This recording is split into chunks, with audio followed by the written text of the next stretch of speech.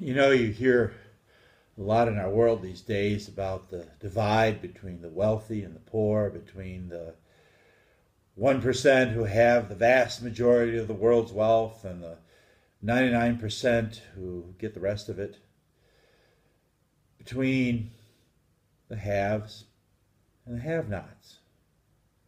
Now, I want you to know I'm not trying to enter into that whole debate today, but it struck me this week that the idea of that I have anything is an illusion. It came to me while I was packing for an overnight trip, and I was thinking about how little I was packing. Everything I needed could fit in my backpack for that overnight trip. And that's when it hit me. If you think you're taking very little on this trip, Wayne, imagine how much you'd take when you go to heaven, when you go to be with Jesus.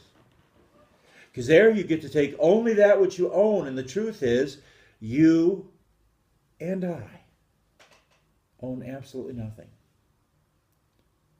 See, the idea of having things, of having anything, at least in the sense of owning something, is an illusion. You and I don't own anything.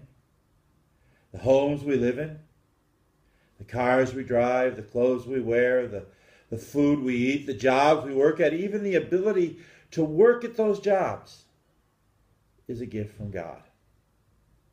None of it belongs to us. It all belongs to Him. He gives us, or perhaps we should say He loans to us everything we need to support this body and life. I am a have-not, and so are you. And that's an important realization to come to, folks. It is the soil from which grows a thankful and generous heart. Think about what Moses wrote in the verse from Deuteronomy 8 that is the theme verse for this blog today. Moses did not write, "You shall bless the Lord your God for the good land you have." No, what Moses wrote is, "You shall bless the Lord your God for the good land He has given you." Everything is a gift from our Father in heaven. Thanksgiving is thus not the sum of your possessions.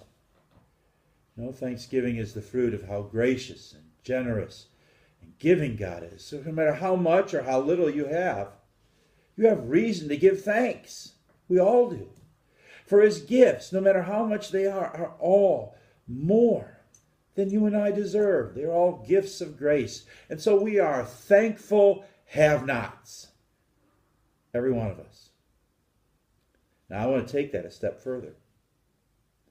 That fact enlarges our understanding of how one gives thanks. See, giving thanks is more than just a few words in a prayer or in worship.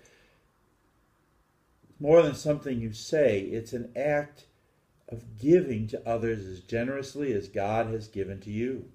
The word is thanksgiving, after all. You know, it's amazing. When we think of the stuff in our lives as things that we have or things that we own, it's amazing how stingy we become, how defensive we become. When anybody raises the idea of giving, "Oh, it's mine, you can't keep asking me for more of what's mine. My resources are limited."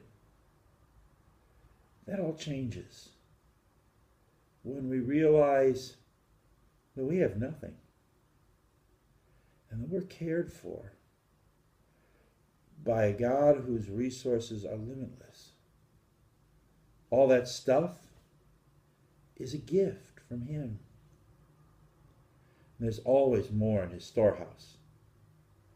Trusting in Him and in His giving heart, we're free to give generously as He has given to us. You know, there is maybe no higher compliment a parent can receive than to see his son or daughter trying to be like him or like her.